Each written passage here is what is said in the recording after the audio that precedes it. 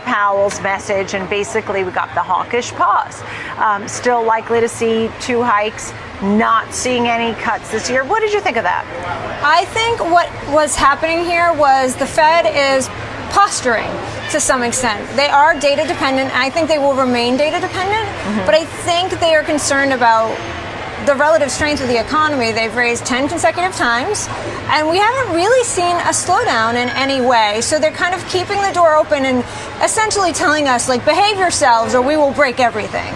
And that's kind of the impression I got from the comments. Yeah, I mean, and look, they want to wait to see PCE. That could change. I mean, if they see the PCE and if the core declines too slowly, they're going to keep hiking. Absolutely. Right? And, what happened to the soft landing? Well, they've always sort of said that they expect to hike into a recession. They've prepared us for that. I actually think that's why everybody's been sitting here waiting with bated breath for a recession that has not come, because the Fed has been saying we will hike until we get there. But I do think they are data dependent. I did find it interesting that 12 of the 18 see at least 2 more hikes before the end of the year. Yeah. And so that was an interesting aspect of it.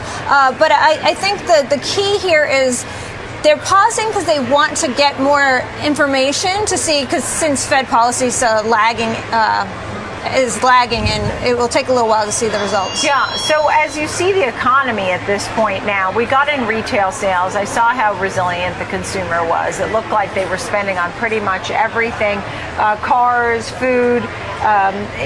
They're out there, they're showing that they're not stopping.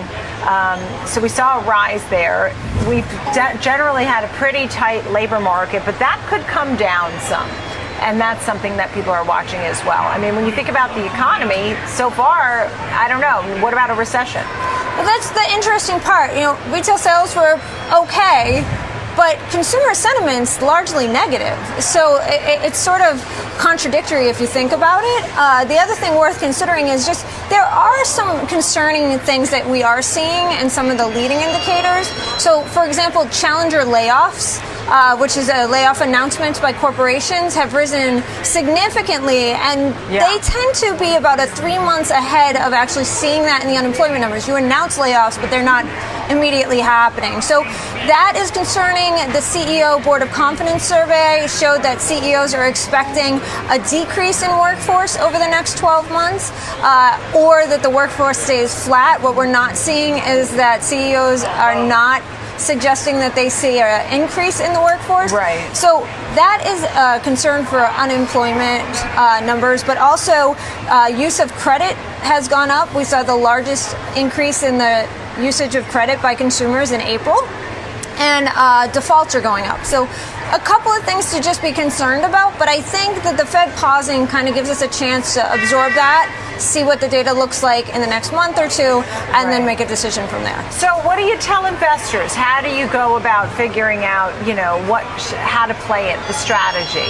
So the one thing that I know for certain is that the Fed and the Treasury and fiscal policy is going to be disinflationary. So what I mean by that is they are taking money out of the system. We've seen M2 steadily decline by about 4% in the last 9 months, and the Treasury is now selling as opposed to buying, which means they're taking dollars out of the system. Right. So in those cases, I want to look for the types of securities and stocks and companies that would benefit from that type of environment where liquidity is being pulled from the system.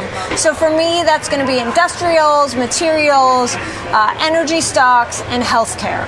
Yeah, and I see some of the specifics. I mean, Southern Copper you had there, you had LDOS, right? GXO. Tell me about some of those Caterpillars on there. Yeah, so I'll start with GXO. That is a company that spun off from XPO Logistics in 2021. It's a pure play logistics company in this changing environment where supply chain is becoming such an important piece of just commerce in general.